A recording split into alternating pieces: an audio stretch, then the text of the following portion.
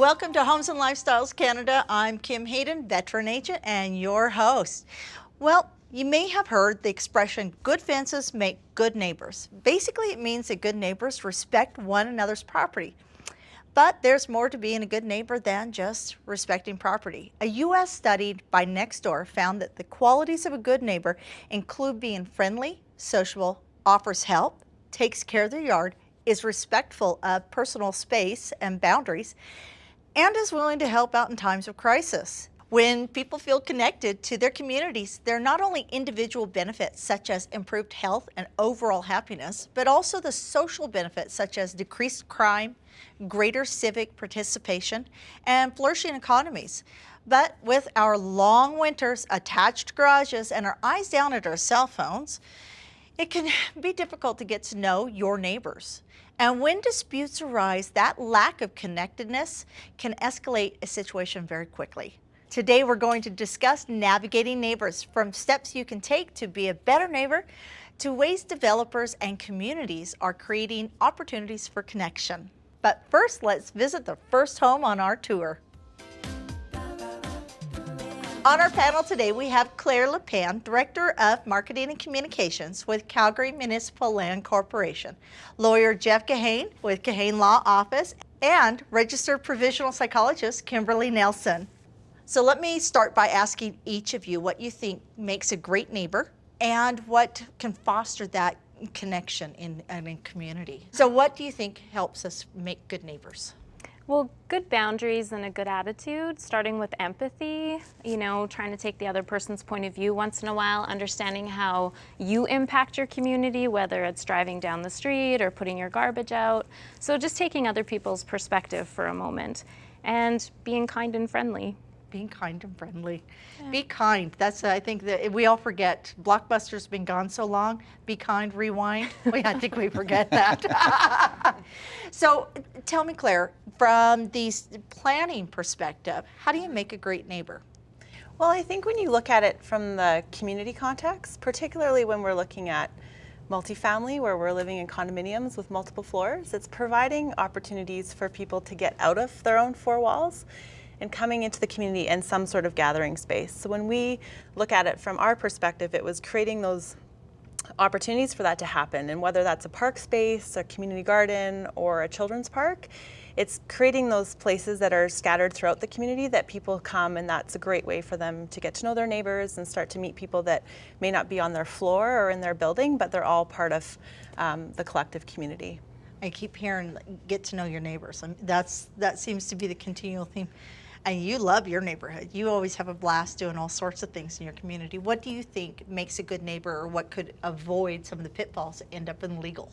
Well, I think hands down, the biggest one thing is respect. I mean, respect is everything, and manners and being polite. It's basically just demonstrating being respectful to other people.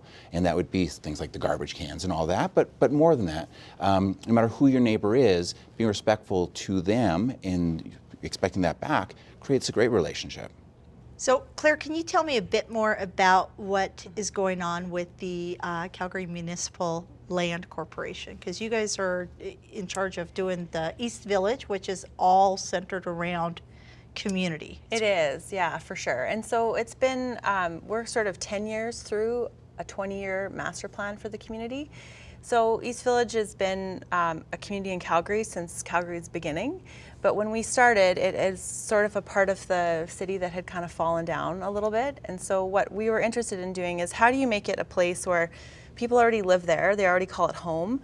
We want to make it a place that's safe and comfortable for them, and also in turn make it a way that's attractive for more people to come into the community. So one of the ways we did that was through, like, one of the very first things we did was public space development. And so, which is sort of the opposite of what you might see typically in a development. We wanted to put the infrastructure in place for people to have a park space for their kids while they're still waiting for some of the other buildings to be developed, so that when people moved into the community, they were able to make use of these community spaces from the moment they got their keys. And that was a really important thing for East Village, to sort of, one, to change the perception of what had previously been associated with East Village, and then on the second point, to bring new people into the community to grow the community as well.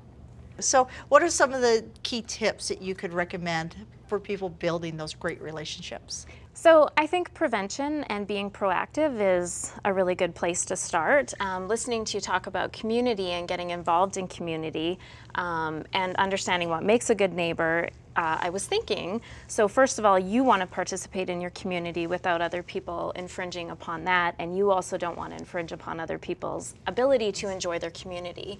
And so getting involved, being respectful, of course, like you said. And I think relationships are really important. So at a micro level, like driving down the street and acknowledging the people, especially if you plan to live in your area for a long time, that neighborhood can be a source of support for you. And you may not realize that you're providing a very important source of support for somebody else as well. Just that wave. Sometimes that's all you need. Yeah. If you're having a really, really rough time, you don't know what goes on behind other people's doors. And if you're having a rough time, just a smile and a wave and eye contact makes a huge, I'm a big fan of eye contact. If you haven't catch that, see this. Okay, so Jeff, so you've probably seen disputes. Before the legal comes in, what would be the advice you would have given overall? When people are going to get angry and get upset with each other, I like to take a step back. And when I'm trying to teach courses on how to avoid getting sued, one of the first things I tell people about has nothing to do with the law at all. It is that people make bad choices when it comes to deciding to sue only if they're mad or really, really mad. And the more mad you make someone, the more likely it is that they're going to sue for no reason. So we get a client who says, oh, I don't care, I'm doing it for principle, I'm angry, and here's $10,000 to fight over $2,000. It happens, but if there's like not that anger, that emotionally charged piece, we don't have that. We don't see it. Family law, we see it a lot, unfortunately, because of the fighting.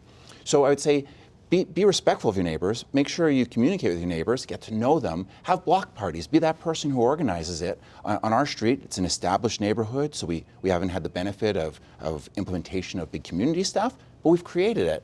And when you know someone personally and they're being too loud or their dog's barking too much or you don't like how early their garbage can's out, instead of calling city bylaw or the police or something, you're more likely to just give them a call because you have their number or send them an email or knock on their door.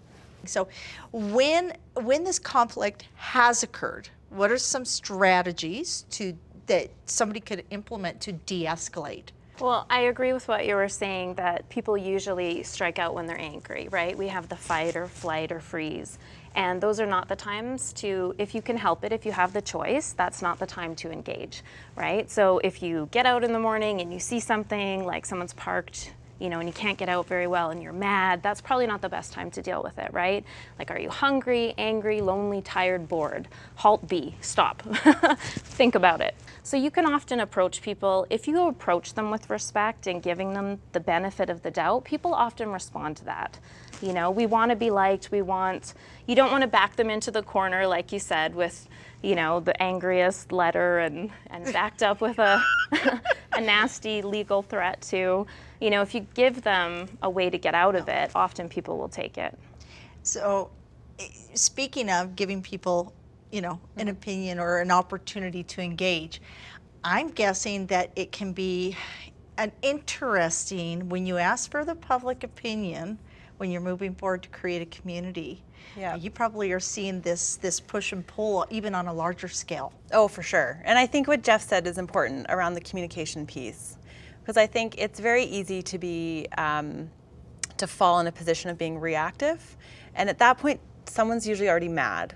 And so whether it's something that's happening between two neighbors who live side by side or someone who lives in a neighborhood and they're upset about a road closure or a detour, if you're finding out about it when you're on your way to work and you're already late, you're usually not going to have the same mindset around it if you had a little heads up in advance to say, oh, you know, like, there's work in the building, or there's work on the street adjacent to us, so it's going to take us an extra 10 minutes to get to work. And so when you look at it from a community level, I think that communication piece, as much as you can in advance, it helps to diffuse so many situations, and has been really important for us in a community that has a significant amount of construction, at the same time balancing the needs of people who have lived there for 15 years with people who have lived there for 15 days.